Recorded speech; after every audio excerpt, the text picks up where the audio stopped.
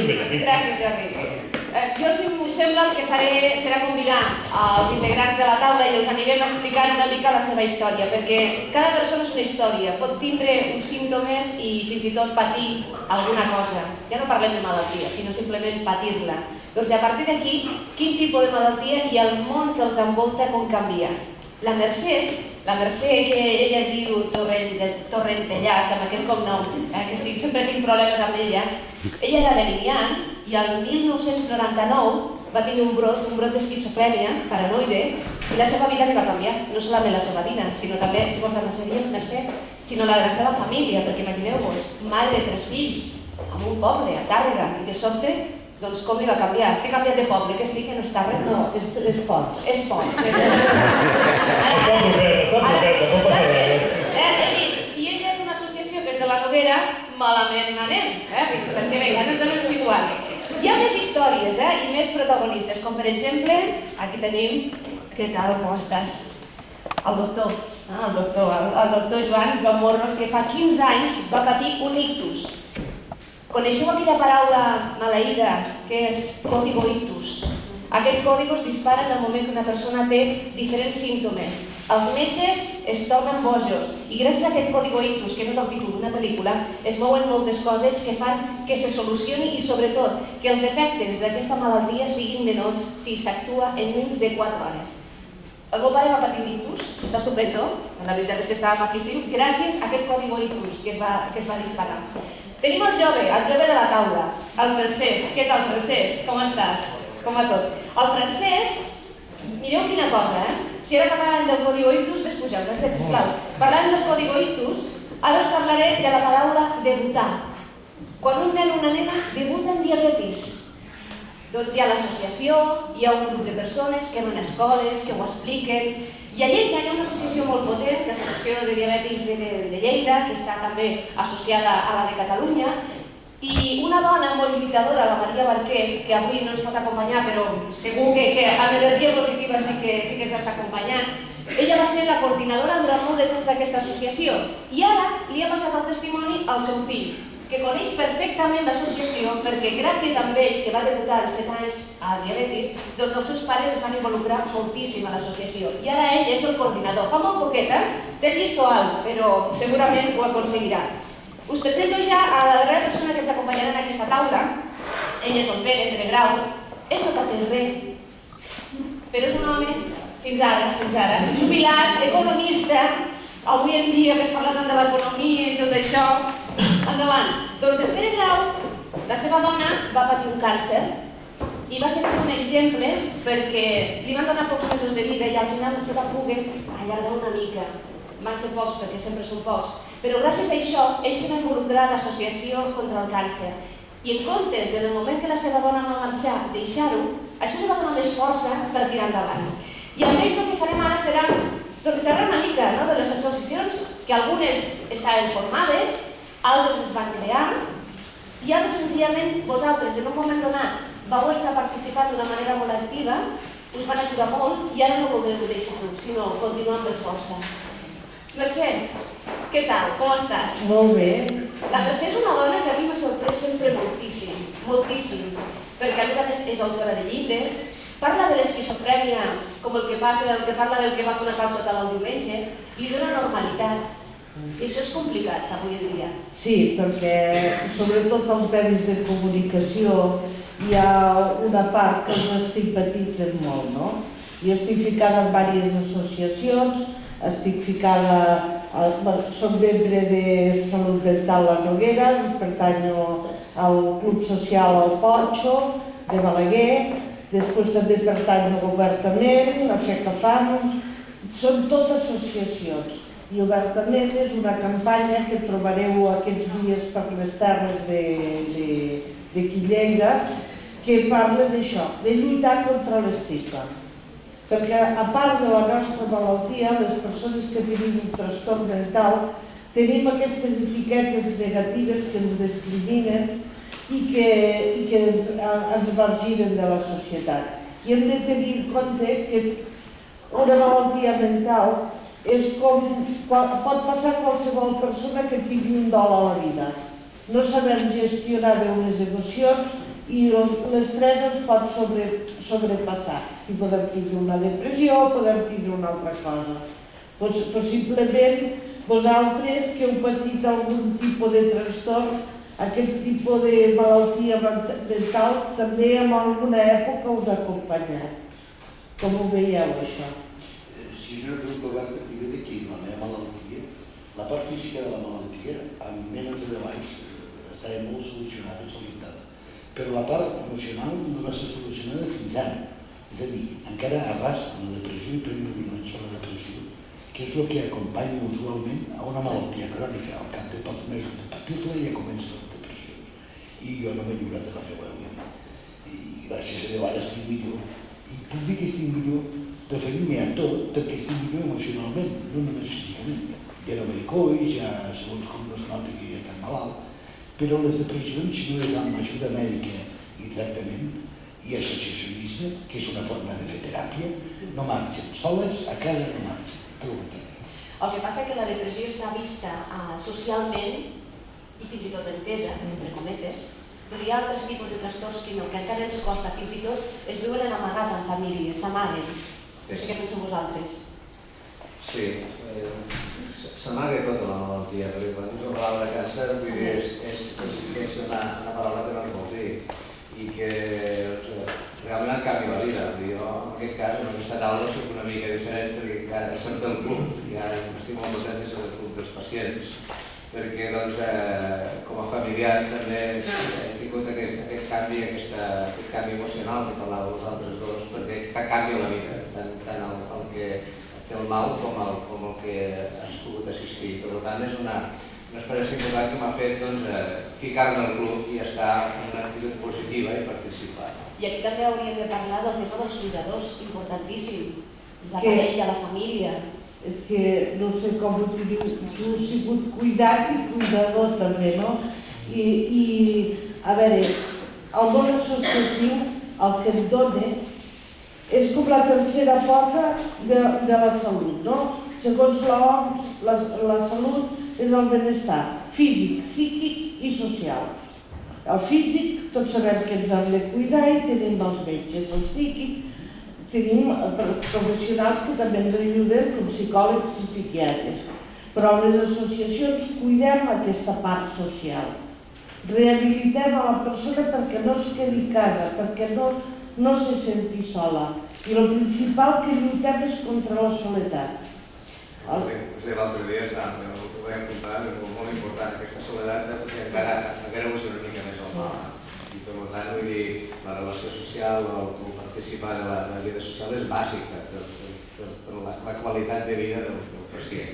I pel familiar també, perquè a vegades l'orientació que es donen a les associacions es basa a través d'experiències personals. I una experiència d'un company que saps que ha passat per una situació similar ajuda. Jo sempre dic que si donem la cara hi haurà algú que ens donarà la mà, perquè no som una malaltia amb potes. Primer que tot som persones. És que de fet, perdona Mercè, no hi ha malalties, hi ha persones malaltes, i aquest és el que representa la medicina. Persones malaltes, molt diferent de malaltes. I les persones tenim que tindre tota una sèrie de recolzaments, no només físics, sinó també psíquics, també socials. I la soledat de l'heroi, la soledat del malalt, la soledat és inexplicable, perquè és que si va pel rebuig que fa la societat, si va pel rebuig que fas tu mateix al veure que ets incapaç de fer com abans, el cas és que està sol, es perden les amistats, es perd la contribució de la família, molts familiars no entenen què et passi, es perden moltes coses. Els més allegats, els cuidadors, són els que perduren, però aquests cuidadors també tenen el risc, i de fet cauen, amb depressió i amb trastorns emocionals i mentals molt fàcils d'assolir quan un és cuidador d'un malalt crònic, però també molt fàcils de curar gràcies a l'associacionisme. El que som una associació és poder explicar millor. Jo el que voldria dir és que el malalt no té que autoinculpar-se. La Digna ens ha dit el model abans. Sí, però ja sé que sempre vull dir, si t'autoinculpes, Llavors, poc el pots ajudar, perquè vull dir... Tu no et pots ajudar, absolutament. L'important és buscar aquesta relació i com a cuidant has de buscar que aquesta persona tingui relacions i perquè en trobin iguals i que llavors entre tots diguin, escolta, jo també pateixo però fins aquí l'estic. Al contrari que vostè... El guai al balneari ho disfruto com els que no... Amb una associació guanyen els malalts i guanyen els familiars dels malalts, guanya la societat d'una part, com formes actius. Ara m'agradarà després que m'expliquis una mica com va néixer a mi, però primer m'agradaria, ara que parlàveu dels iguals, vosaltres ja, quan vau tindre qualsevol moment la teva dona, quan vas tindre el primer atac, quan va passar l'ictus, ja estàvem a una edat madura. Podíeu reflexionar dels moments que us havien passat. Però el Francesc era un nen de 7 anys, un nen de 7 anys que li agradaven les llaminadures, que li agradaven els compleanys. Bueno, llaminadures potser no massa, però a les compleanys sí. M'ho has trencat, però sí que t'agradaven molt les palmeres de xocolata.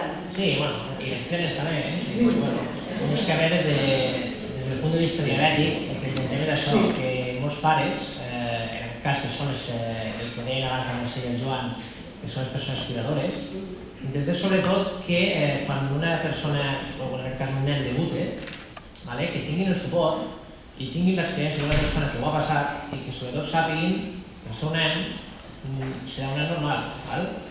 Jo he conegut molts altres diabètics que no han sigut normals perquè no han volgut d'ells, però jo des que tinc ús de raó no he deixat de fer res pel fet de tenir diabetis i l'altre dia parlàvem amb el meu pare, diu, és que jo m'he oblidat que és diabètic.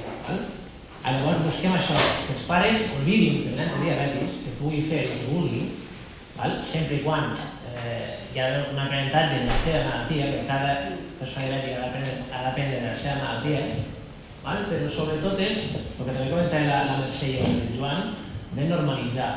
Normalitzar, i ja et dic que jo, per la meva experiència, he vist una evolució respecte de la diabetis. Abans, et punxaves a l'escola als 7 anys, una miqueta bitxo raro. Avui en dia estic veient, perquè també des de l'associació realitzem acompanyament de nens amb diabetis, que han passat de ser un bitxo raro a ser uns herois perquè es punxen i perquè són valents. Llavors, això és una cosa que a mi m'agrada molt i que els nens veus que estan creixent d'una forma potser diferent i molt més optimista que abans i que potser ja m'ensenya amb els cuidadors que són els pares, que quan es dona la notícia que potser és una llosa important la que es cau damunt, però intentem que vegin que és no res. La feina de les associacions tan important. Molts de vosaltres us vau incorporar en el moment de la problemàtica i altres la vau fundar. En aquest cas, no hi havia una associació... És curiós, però quan jo em vaig ficar malalt, parlo de l'any 2000, vaig estar ingressat a l'Hospital de Sant Pau i al cap de servei de neurologia també li havia donat un nit.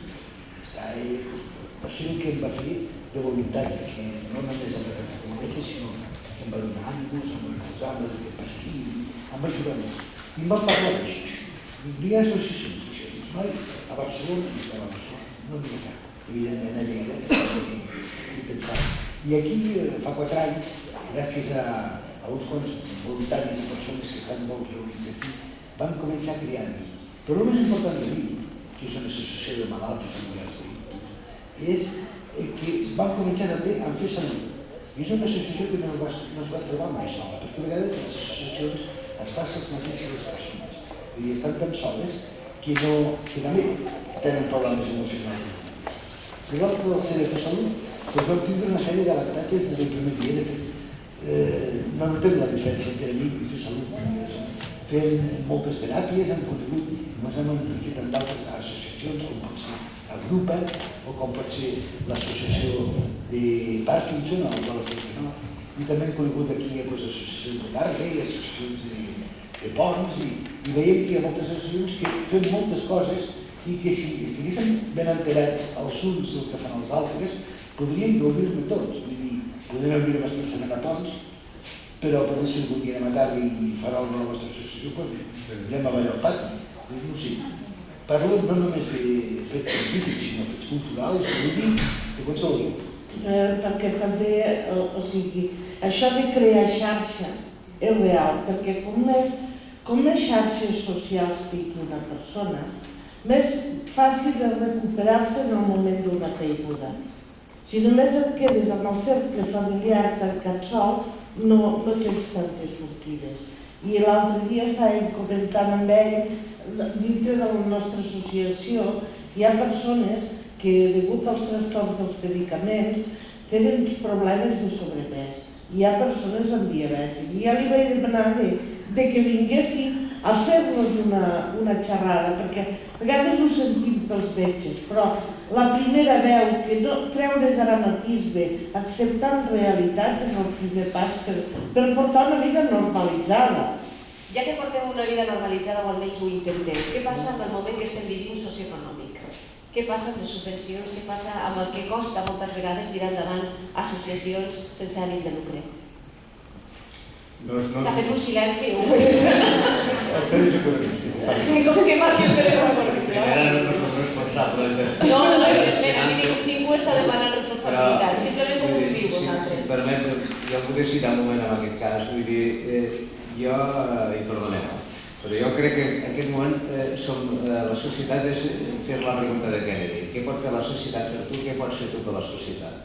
En aquests moments hi ha molta gent gran, molts jubilats, que, escolta, cobrem cada mes la pensió i d'alguna manera jo crec que és una manera justa de retornar a la societat, fer activitats i fer el que es feia aquí històricament, que són les joves, perquè aquell camí estàs arreglat o perquè aquell edifici del poble, aquella gent imposada ja que no tenia diners, mentre els hi posessin els materials els hi posaven la feina.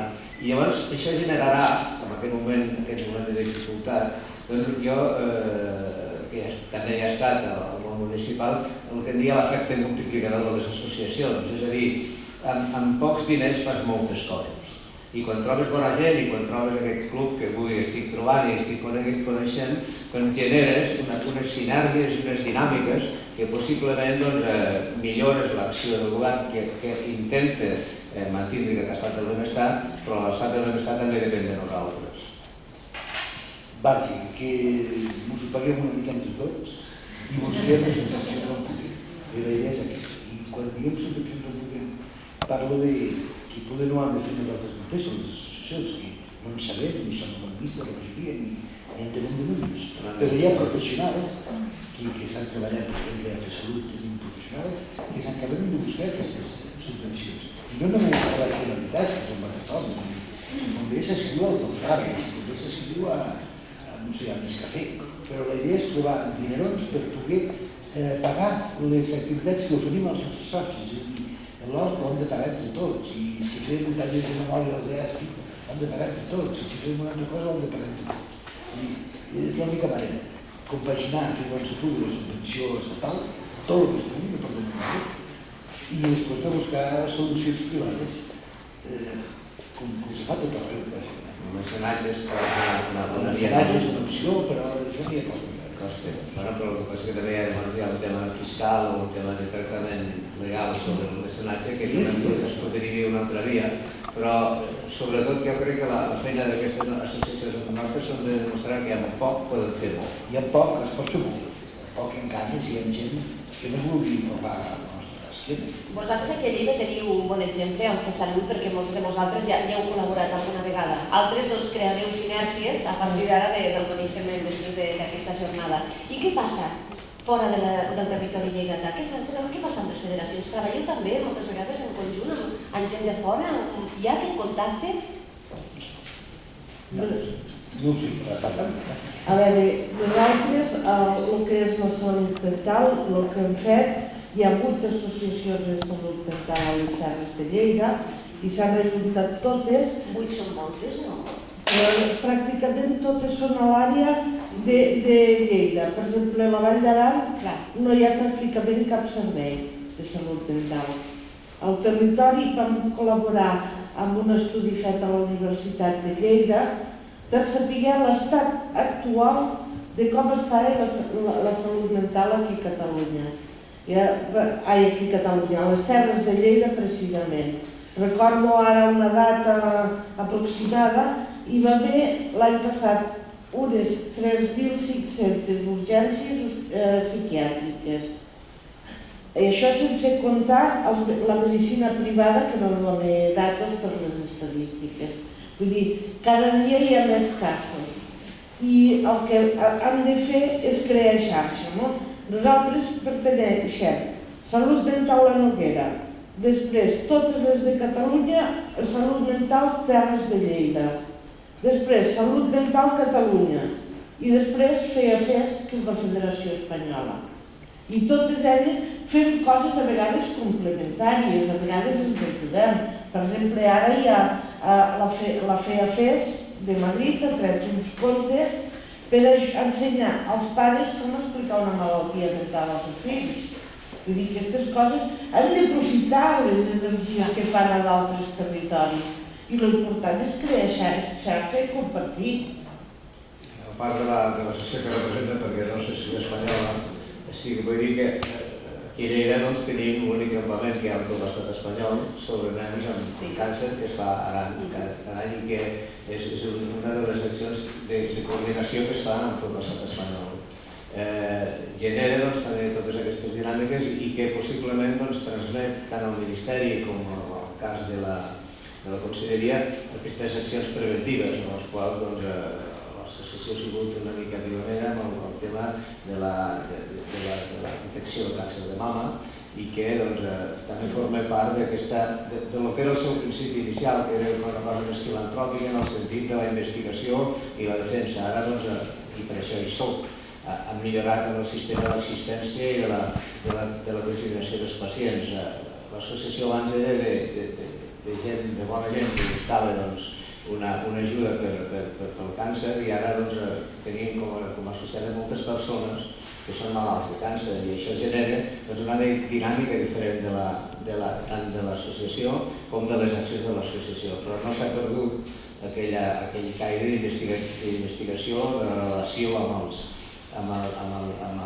hospitals i amb els metges per fer aquest seguiment i aquesta recerca i a més ja intentar les ajudes a les persones i això que és una cosa molt dinàmica, el que es feia fa 2 anys no és el mateix que es fa ara i possiblement serà molt diferent del que es faci 2 anys endavant i possiblement també en reunions com aquesta que fem avui que coordinem, establim aquests lligams com no sé, a Carafo i a Joan que després un dia tarda per parlar de la vostra associació i veure com podem tenir a d'altres pacients i trobarem d'altra gent i ens farà bons a nosaltres i a nosaltres.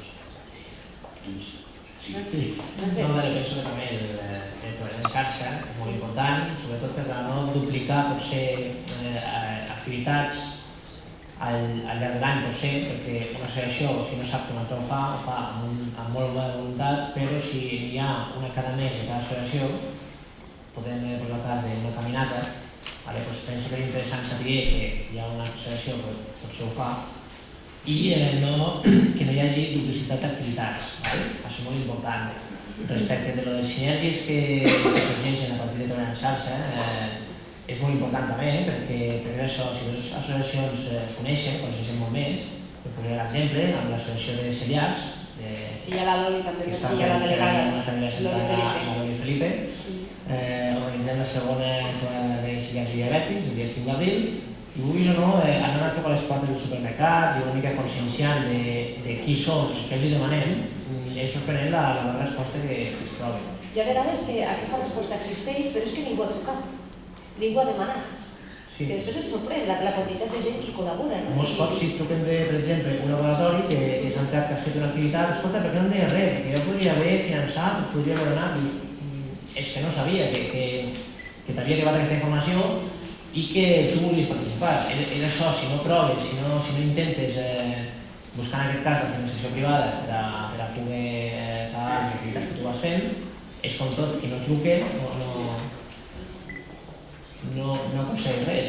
Avui hem vist 4 exemples de diferents associacions, 2 d'elles estan a FESalut i aquestes sinergies que es creen. En aquest cas nosaltres tenim exemples i nosaltres amb els celíacs, però no solament amb el món dels pacients, sinó també amb la societat en general, perquè tant celíacs com vosaltres heu treballat amb el gremi de forners de les Terres de Lleida perquè hi hagi productes amb dates senyalades o que habitualment s'hi puguin trobar sense cap mena de problema. Això també, o sigui, és un exemple que també donem a la societat, de donar aquesta normalització. I tant, sí, a veure, el gremi de forners, jo com fa relativament poc estic com a coordinador, no sé exactament què és el que es feia anteriorment, però sí que fan per exemple, moes, que són aptes tant per celíacs com per diabètics, i vulguis o no, hi ha certs establiments, certes pastisseries que saps que sempre que hi vagis i la demanis tindràs allí una, en aquest cas, pastisseria, o pa, o el que convingui.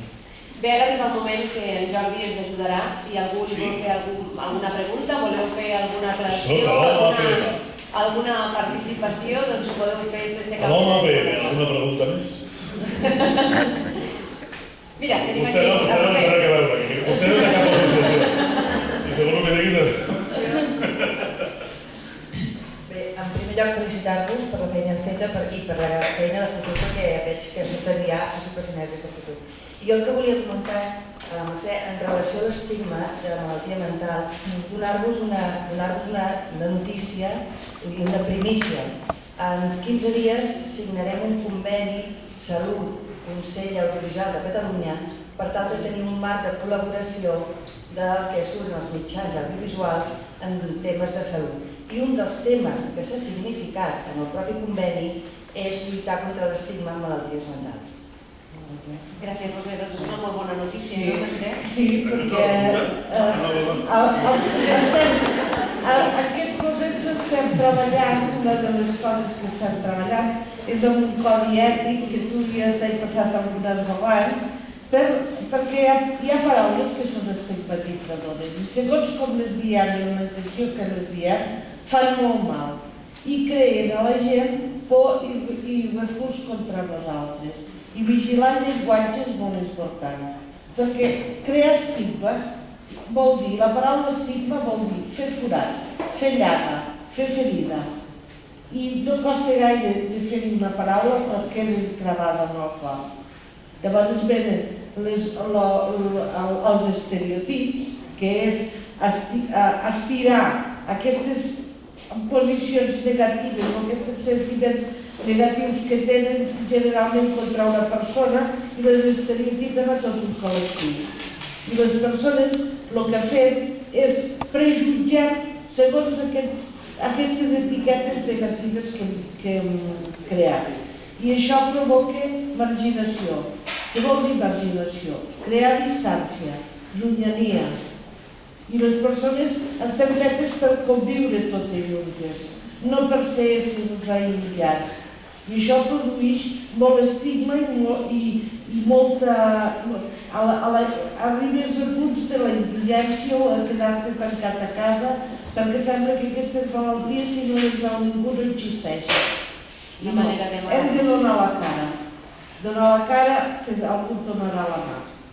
Doncs no solament en aquesta associació, sinó que moltes vegades utilitzem un llenguatge, i ja me fico ja com a exemple, que creiem que no ferim i ferim. Vull dir que aquí sí que hem de vigilar molt, no solament amb l'estigma, sinó en qualsevol moment de la vida, no? Perquè hi ha frases, escoltava aquesta setmana que hi havia una senyora que havia passat un dol i una persona li va dir ja és moment que et vagis animant, perdona, ja decidiré jo en el moment que m'hagi d'anar animant, no? Quan un està patint un dolor, els altres, com no tenim les sabates, no estem amb aquesta empatia, no sabem el que està sentint l'altre. I aquí hauríem de trobar una mica d'intel·ligència emocional, treballar-ho per anar païnt tot allò que ens diuen i sobretot com ens relacionem amb els altres. És que una de les coses que crec que falta en aquesta societat és que des de les escoles s'ensenya educació emocional. Tots tindrem un dol a la vida, sigui més fort o sigui un altre. I ens ensenyen matemàtiques, per dir d'una manera, però a viure i a conviure amb nosaltres mateixos. I les nostres emocions és bàsic per la salut i també per la salut mental. I aprendre això de vegades els familiars no saben comportar-ho i s'ha de fer des de tots els mèrits que es puguin. Acabem i m'agradaria que, si me permets, Jordi... No, jo anava a dir que... No, a part que ara està a punt d'arribar el consell, que tenim un temps per estar aquí, fins i tot amb l'idioma, l'hauria de Mercè, no? Pues no és el mateix dir a los funcionarios le recortarán los sueldos que en català els funcionaris retallaran els ous. Clar, ho deia perquè si jo fos funcionari castellà, si fos català, seria mal. Jo crec també, que pel que deies tu, jo crec que aquí ens hem equivocat. I ho dic sincerament, Perdona, s'acopla, em sembla? Ens hem equivocat perquè, clar, al col·legi ensenyem de tot menys el que s'ha d'ensenyar. Perquè ara d'entrada, si a un nen li dius com ha de menjar, li dirà al seu pare, que no té rècord, com ha de menjar. Si a un nen de petit li dius com s'ha de comportar dintre d'un mobiliari urbà, sabrà comportar-se i no fotre-li tacos, ni fotre coses, ni fotre pixades. Clar, és que hem d'anar a la base, hi ha gent que està perduda, però si anem a la base, no. Jo, sincerament, soc humorista, vaig fer campana amb un profe de llatí, que ell no sabia que era gay, i llavors li vaig dir, jo vull ser humorista, de què em serveix el llatí? Si jo estudies teologia o filosofia o volgués ser rector, o cinema i llatí, però un idioma que diu mater tua malaburra est, vol dir tu madre no comerà manzanas podrides, i això no em ve. I això és cert. Perquè, collons, perdó,